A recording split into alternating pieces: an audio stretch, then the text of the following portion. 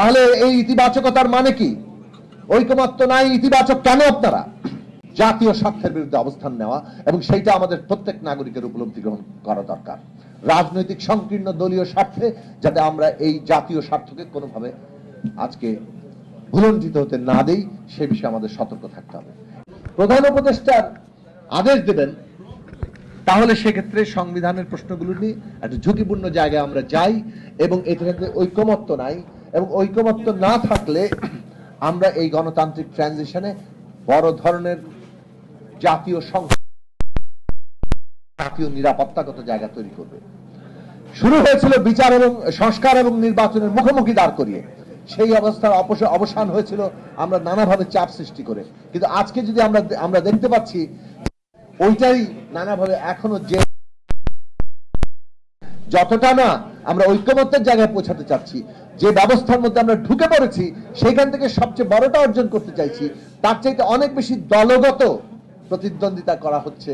কোন দলের লাভ হচ্ছে কিংবা কার বেশি কথাটা রাখতে পারছে এবং কোন দলকে সংস্কার মানে না বলে অভিযুক্ত করা যাচ্ছে। এই পলিটিক্স করে জাতীয় স্বার্থকে ক্ষুণ্ণ করাটাকে আমরা গ্রহণ করতে পারি না। আমরা জনগণের কাছে আহ্বান জানাই, দলীয় প্রতিযোগিতা কিংবা কোনো দলের প্রতি খাটো করার রাজনৈতিক লক্ষ্য নিয়ে জাতীয় প্রশ্নকে হুমকির মধ্যে আপনারা ফেলবেন না। বর্তমান অন্তর্বর্তী সরকার যদি কোনো পক্ষপাতমূলক অবস্থান গ্রহণ করে, পরিষ্কারভাবে আজকে দেখবেন কারা অভিনন্দন জানিয়েছে, কারা ইতিবাচক ভাবে দেখছেন, কারা দেখছেন না। তাহলে এই ইতিবাচকতার মানে কি? ঐকমত্য নাই, ইতিবাচক কেন আপনারা?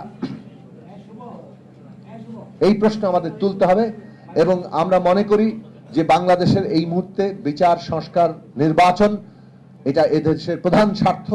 নির্বাচন সংস্কার প্রক্রিয়াটার গুরুত্বপূর্ণ অংশ এবং এই নির্বাচনের মধ্য দিয়ে আমাদের সংস্কার প্রক্রিয়া একটা উল্লেখযোগ্য অগ্রগতি এবং ধাপ অতিক্রম করবে।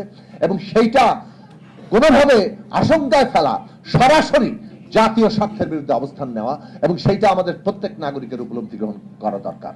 রাজনৈতিক সংকীর্ণ দলীয় স্বার্থে যাতে আমরা এই জাতীয় স্বার্থকে কোনোভাবে আজকে ভুলঞ্জিত হতে না দেই, সে বিষয়ে আমাদের সতর্ক থাকতে হবে।